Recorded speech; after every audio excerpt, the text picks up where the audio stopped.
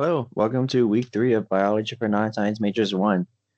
This week we are going to go over cells, including different types of cells, prokaryotes and eukaryotes, and animal cells versus plant cells, and we will go over the cellular organelles, or the small little organs that are within the cell. To start off, we are going to go over prokaryotes versus eukaryotes. We've heard about prokaryotes and eukaryotes from chapter 1. We went over the different domains, including bacteria, archaea, and eukarya. Remember, bacteria and archaea are prokaryotes. Prokaryotes are cells that do not contain a nucleus. The nucleus is the organelle that holds DNA, which is the instructions on how to make a cell and its proteins. So prokaryotes do not have a nucleus, while all eukaryotes do have a nucleus. So in this section, we're going to expand on this. We're going to talk about their common characteristics of all cells, prokaryotic versus eukaryotic, and we're going to compare the two. So let's look at the 6 common characteristics. And as we talk, I do want to make sure y'all know the common characteristics as well as the differences between prokaryotes and eukaryotes. So there are 6 things that all cells contain. First one is DNA. DNA is a nucleic acid, something we learned about in the last chapter, that contains all the cell's genetic information.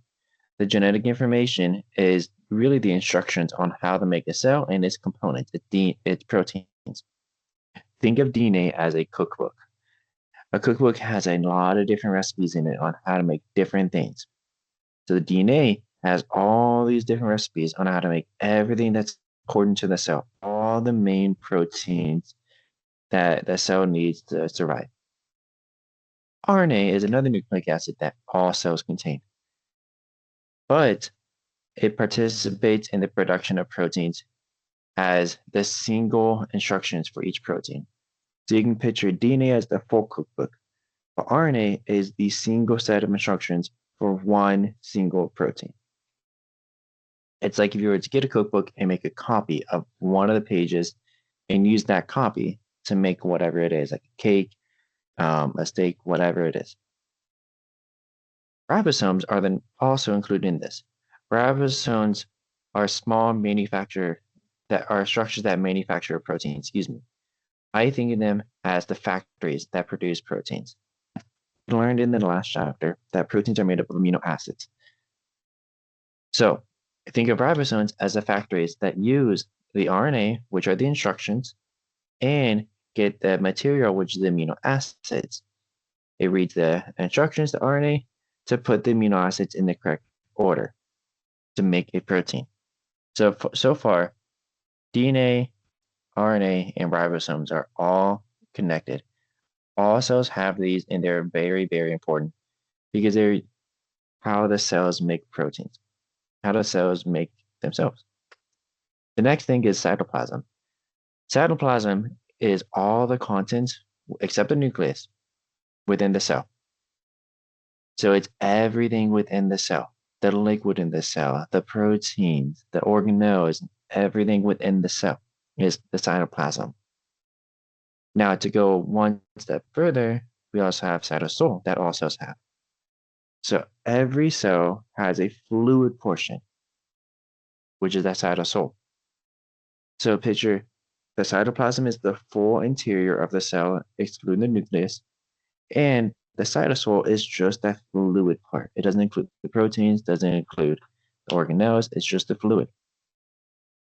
The last thing is the cell membrane or plasma membrane. Just like how every single cell has an internal part, the cytoplasm, all cells need some type of membrane, some type of barrier around them that separates them from the inside and the out. That separates them from the surrounding environment, and that is the cell membrane.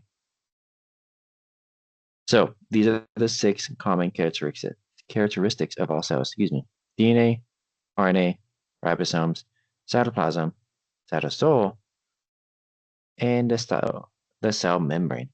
Now let's get into what makes them different, what makes prokaryotes and eukaryotes different. So this is what I do want you to know. I want you to know what makes them unique. What do prokaryotes have that eukaryotes don't, and vice versa? What do eukaryotes have that prokaryotes don't? So Before we get into that, though, I want to break down the word prokaryote. Pro translates to before, karyon translates to kernel, or referring to the nucleus. So, prokaryotes are from before the nucleus. They do not contain a nucleus, and that is a big key that I want you all to know, a big detail. They do not contain a nucleus or any other organ, or excuse me, they do not contain a nucleus. Remember that they make up the domains bacteria and archaea as well. All bacteria and all archaea are prokaryotes. So, besides the cell nucleus, besides not having a nucleus, excuse me, are things that prokaryotes have? One thing is a nucleoid. Nucleoid is the area within the prokaryotes that holds the DNA. So you can see in this figure, this is a very simple prokaryote. This brown line, this brown thick line, is the nucleoid DNA. So this area is just the nucleoid. It's not surrounded by anything. It's just a mass of DNA. So all prokaryotes have a nucleoid. This is one structure that is completely unique to prokaryotes. Only prokaryotes have this because all eukaryotes have a nucleus. The next thing is a cell wall. All prokaryotes have a cell wall, which is a rigid structure outside the cell membrane that provides protection and support. You can see here, this gray line here is the plasma membrane that goes around, and the cell wall is this lighter region and the darker region as well. So the cell wall is just there for added protection and added support. But all prokaryotes have a cell wall. The next thing is flagella. Flagella is the tail-like appendages that enables the cells to move. These structures are anchored in the cell wall and the membrane and act like propeller. But not all prokaryotes have flagella.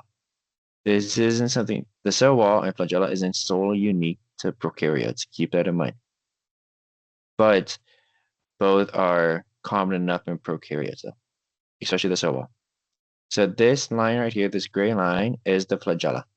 It's this long external structure that will spin in a circle to propel the bacteria or the prokaryote forward.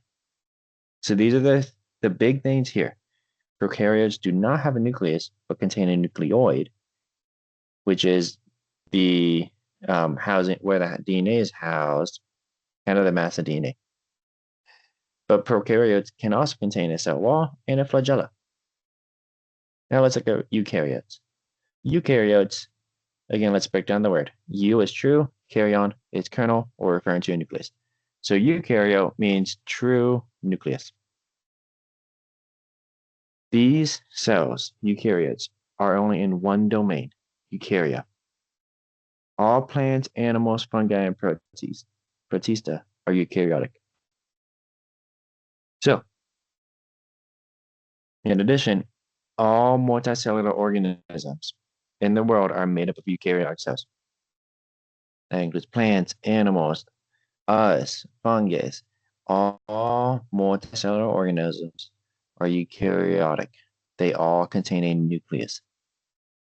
Now, the big thing you need to know about eukaryotic cells is that they contain what's called membrane-bound organelles, including the nucleus.